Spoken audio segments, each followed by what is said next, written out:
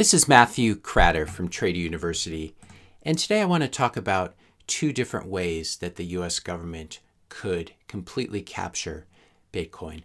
The first way is fairly simple, and it might actually sound familiar to you.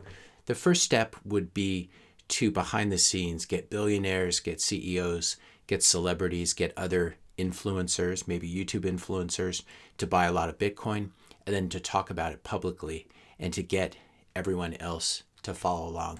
We've obviously been seeing it with Michael Saylor and Elon Musk, etc. I can assure you that the U.S. government has not told me to set up this YouTube channel, but we could see a situation like this. So that would be the first step, to get a lot of people following very influential and charismatic people like Michael Saylor and Musk and other sorts of influencers. And then the next step would be, once there's been a huge accumulation of Bitcoin by these billionaires and these influencers and all the people who follow them, you would then the U.S. government would then apply pressure to those same people, to those influencers and billionaires, and have them change their message. And it would be something like this: if we want Bitcoin to become the new world reserve currency, we all need to work together. We all need to do the right thing for Bitcoin and give the U.S. government custody of our Bitcoin. We need to send it to various addresses that are controlled by the U.S. government, where the U.S. government controls your private keys.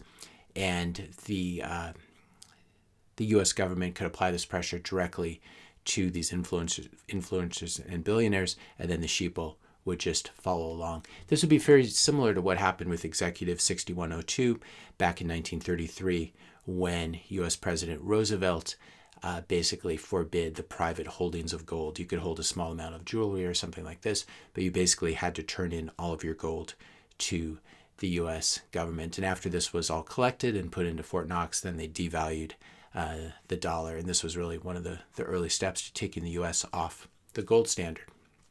The point of mentioning Executive Order 6102 is to show that there are historical precedents for seizing hard assets.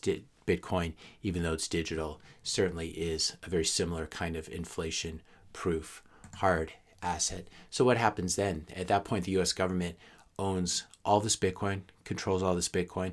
Maybe there's still Bitcoin circulating in other parts of the world, but this would definitely be a major blow. And again, the U.S. government couldn't tell other countries what to do. Maybe there would still be some sort of small black economy of people trading Bitcoin for, maybe they're trading Bitcoin for drugs or other illegal things, or trading them in countries where you can't get certain things. So then the U.S. government would now control a massive amount of Bitcoin, and it could then take that Bitcoin and basically burn it. It could burn the private keys so no one could ever access it again, or it could send all of its Bitcoin to a burner address, or burn address, which is a Bitcoin address where no one has the private keys anymore. And in this way, you would massively decrease the supply of Bitcoin and basically destroy a lot of it. Then you could argue, well, maybe could Bitcoin reconstitute itself based on, let's say, in this way, like most of the coins are destroyed, but you still have 4 or 5 million coins circulating. Yes, Bitcoin could still circulate outside of the U.S. and have some functionality there. So it's that this would not necessarily be the death of Bitcoin. Bitcoin is very, very difficult to kill, but this might be one way of really stopping it in its tracks and confining it to a niche group of people. And you can imagine the U.S. doing this, Russia doing this, China doing this, Europe doing this. You have the major countries do something similar in a coordinated fashion, and this would be pretty devastating to Bitcoin. And one of the points of my channel, this educational channel, is to tell people you need to control your own private keys.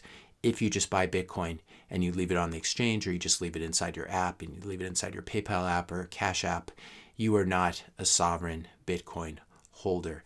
And the more people who do leave their coins on exchanges like Coinbase or any of these crypto exchanges, the less power Bitcoin has. We talked about this yesterday, the concentrated holdings of Bitcoin in cold wallets of crypto exchanges like Binance, for example, here at Bitfinex, OKX.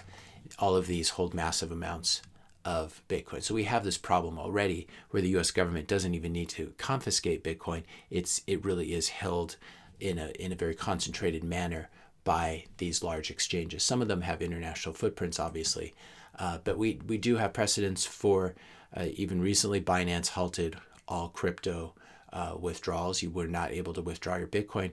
We could see a similar situation where if too much Bitcoin is left on the exchanges, you could have a coordinated move by governments to prevent withdrawals and say you are no longer allowed to take your Bitcoin off the exchange. You need to let us hold the private keys for you. Or maybe you're now only allowed to send your Bitcoin between regulated companies and their accounts. So you could send your Coinbase to Cash App or Gemini or Kraken, your Bitcoin from Coinbase to one of these other companies, but it would have to stay within this ecosystem. And again, if the crypto exchange like Coinbase or Gemini controls your private keys, you cannot withdraw your Bitcoin without their permission.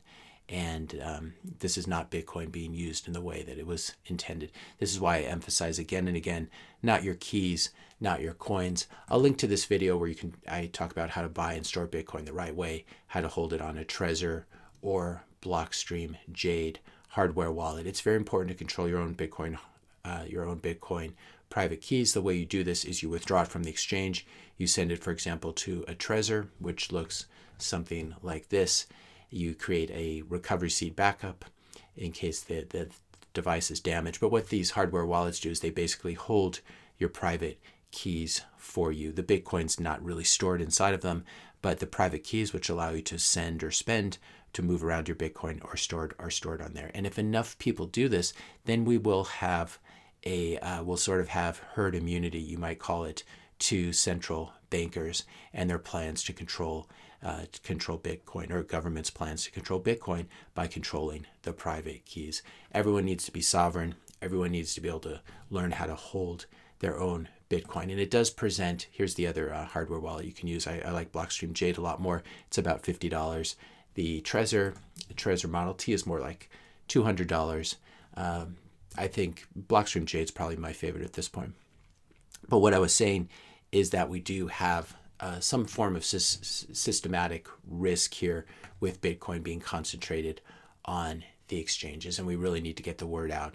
Not your keys, not your coins. You need to hold your own private keys so we don't have a situation like this. And we certainly need to educate people. So even if these influencers ever said you need to send your Bitcoin to the US government to be kept safe in the Fort Knox of Bitcoin, for example, people will have an allergic reaction to this and say, of course not, I will never do that, even if Michael Saylor and Elon Musk told me to do it.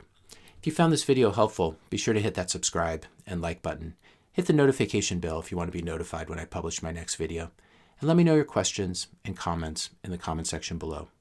Thanks a lot for watching, and I'll see you in the next video.